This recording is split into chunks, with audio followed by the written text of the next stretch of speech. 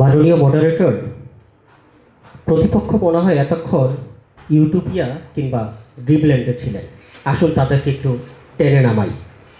তারা এতক্ষণ যেই গ্রামের বর্ণনা দিয়ে গেলেন, বাংলার কোথাও আপনি সেই গ্রাম খুঁজে পাবেন না। সেই গ্রাম পেতে গেলে আপনাকে সুইজারল্যান্ডে যেতে হবে, কাশ্মীরে যেতে হবে, জাপান কিংবা জার্মানিতে যেতে হবে। কারণ হচ্ছে সুইজারল্যান্ডের গ্রামগুলো এমন পাহাড়ি এলাকায়, সেখানে বসেও আপনি হাই স্পিডের ইন্টারনেট ব্যবহার করতে পারবেন, নাসার কাজে আপনি অংশগ্রহণ করতে পারবেন।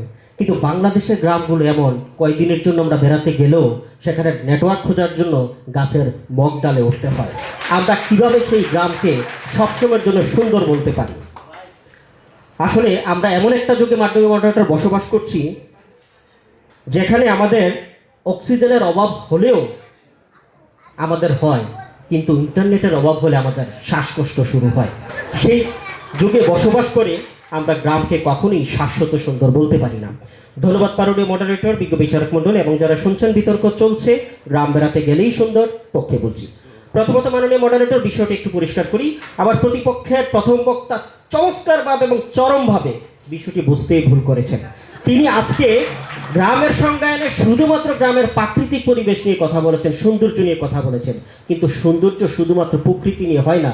গ্রামে মানুষ বসবাস করে, সেখানে সামাজিকতা আছে, অবকাঠামো আছে, রাজনীতি আছে। এই সামগ্রিক বিষয়গুলোকে একত্রিত করেই আমরা বলতে পারি সেটি হচ্ছে সুন্দর। কিন্তু প্রতিপক্ষ শুধুমাত্র তিনি রোমান্টিক প্রেমের কথা বলে গেলেন। আমি তো প্রথম মনে করেছিলাম আমাদের সাবেক কোনো সাধারণ সম্পাদক চলে আসলেন কিনা। আসলে মাননীয় সভাপতি, আমাদের প্রতিপক্ষের আরেকটা কথা বলি।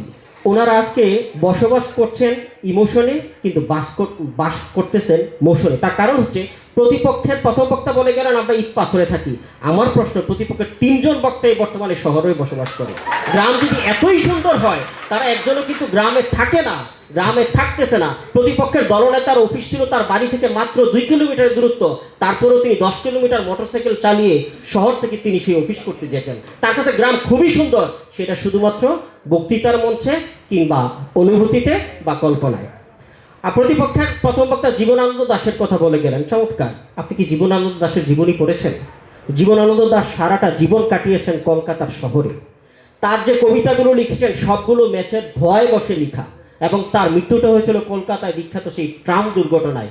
তিনি গ্রামের নিয়ে তখনই লিখতে পেরেছেন যখন তিনি স্থায়ীভাবে শহরে বসবাস করতেন, কল্পনা করতেন, গ্রামে ঘুরতে যেতেন, তখন তার কাছে যেটা সুন্দর অনুভব হতো সেটাই তিনি লিখেছেন।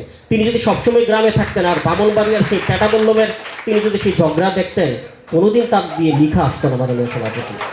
মাননীয় সভাপতি, আসলে গ্রাম হচ্ছে সেই বই যেটি শুধুমাত্র অবসরে 2টি পাতা উল্টিয়ে দেখলেই আমাদের কাছে ভালো লাগে। যখন আপনি একই পাতা বারবার উল্টিয়ে পড়তে যাবেন, তখন সেই গ্রাম আপনার কাছে ভালো লাগবে না। কেন লাগবে না একটু ব্যাখ্যা করি মাননীয় মডারেটর। আমরা যখন বেড়াতে যাই, তখন গ্রামের কাদামাটি আমাদের কাছে একটি মৃত্তিকার গ্রাম মনে হয়। লোডশেডিং, তারপরে হচ্ছে কর্দমাক্ত যে পথ, সেটি আমাদের কাছে আসলে খুব ভালো লাগে। কিন্তু আমরা যখন স্থায়ীভাবে থাকি বা যেই মানুষগুলো সেখানে স্থায়ীভাবে থাকে, তাদের জন্য সেটি একটু অভিশাপ। কারণ হচ্ছে গ্রামে আপনি সৌন্দর্যের কথা যদি বলেন, গ্রামে সবসময় যারা বসবাস করে চরম লোডশেডিংয়ে তারা বসবাস করে, তাদের উপায় নাই বিদায় তারা শহরে আসতে পারছে না। তার একটা উদাহরণ দিই, স্বাধীনতার পরবর্তীতে মাত্র 3% মানুষ শহরে বসবাস করত, বর্তমানে সেটা 36%, এবং 2050 সাল নাগাদ সেটা 50% উন্নত হবে। তার মূল একটাই কারণ, গ্রামে আমাদের অবকাঠামোগুলো নেই, গ্রামের সৌন্দর্য এবং নাগরিক যে সুবিধা সেগুলো নিশ্চিত নেই, যার কারণে গ্রামে সবসময় সুন্দর না। মাননীয় মডারেটর এবং বিজ্ঞ বিচারক মণ্ডলী, আমরা বিতর্কের স্ট্যান্ড পয়েন্ট সেটি হচ্ছে একেবারে পরিষ্কার।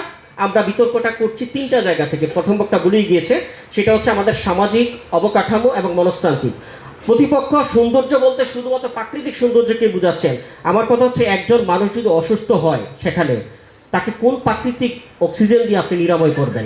তাকে কিন্তু অক্সিজেন সিলিন্ডার দরকার। যেখানে জাপান কিংবা জার্মানিতে যদি কেউ গ্রামে অসুস্থ হয়, 10 মিনিটের মধ্যে তার কাছে কিন্তু এয়ার অ্যাম্বুলেন্স পৌঁছে যায়, যেটাকে বলে গোল্ডেন আওয়ার। আর বাংলাদেশে শুধুমাত্র ঠেলাগাড়ি দিয়ে ঠেলে মেন রোডে আনতে আনতে রোগীর জীবন শেষ। এটা হচ্ছে আমাদের গ্রামের অবস্থা। আমরা একবারের জন্য বলছি না গ্রাম সুন্দর না, গ্রাম সুন্দর। আমরা প্রত্যেকে গ্রাম থেকে উঠে আসা মানুষ, আমরা গ্রামের অস্তিত্বকে লালন করি, ধারণ করি। কিন্তু গ্রাম সবসময়ের জন্য সুন্দর না।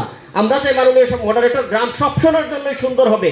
গ্রামের যে সমস্যাগুলো আছে অবকাঠামো থেকে শুরু করে এবং সামাজিক রাজনৈতিক সমস্যাগুলো, সেগুলো যেন দূরীভূত হয়। একটা কথা প্রচলিত আছে, গ্রামে 100 বিঘা জমি থাকলেও গ্রামে কোনোদিন বসবাস করা উচিত না। প্রয়োজনে বাড়াবাড়ি করেও আপনি শহরে থাকবেন, আপনি মানসিক প্রশান্তি পাবেন। তার কারণ হচ্ছে কি, গ্রামের প্রত্যেকটা চা দোকান হচ্ছে এক একটা আপনার বিশ্ববিদ্যালয়। এখানে এমন কোনো কিছু বাদ নাই যেটা নিয়ে চর্চা হয় না। এখানে আপনি বিয়ে করলেন না কেন, বিয়ে করলেন কেন, বাচ্চা হয় না কেন, বাচ্চা এত হইল কেন, এই যে পরচর্চা পরনিন্দা গ্রামে এটি একটি খুবই স্বাভাবিক বিষয়। এবং গ্রামের মানুষ ততক্ষণই সহজ সরল যতক্ষণ তাদের মধ্যে জায়গা জমি নিয়ে কোনো ঝগড়া না হয়। যখনই জায়গা জমি নিয়ে শুরু হবে তাদের মধ্যে ঝগড়া, এবং গ্রামে মিথ্যা মামলার প্রবণতা হচ্ছে 90%। গ্রামের মানুষকে আপনার খুব সহজ সরল মনে হবে ঠিক ততদিন যতদিন আপনি সেখানে আত্মীয়। একদিনের জায়গায় 2 দিন 3 দিন বেশি থাকবেন, পরের দিন দেখবেন মুরুখ থেকে মাছ, মাছ থেকে ভর্তা, তারপরে মনে হবে যায় না কা যায় না। মাননীয় সভাপতি, আমরা একেবারে আমাদের বক্তব্য পরিষ্কার, গ্রাম অবশ্যই সুন্দর, কিন্তু সেই সৌন্দর্য উপভোগ করে আমরা বেড়াতে গেলে কিন্তু আমরা চাই গ্রাম সবসময়ের জন্য সুন্দর হোক, এই সমস্যাগুলো দূরীভূত হোক। সবাইকে ধন্যবাদ। আসসালামু আলাইকুম।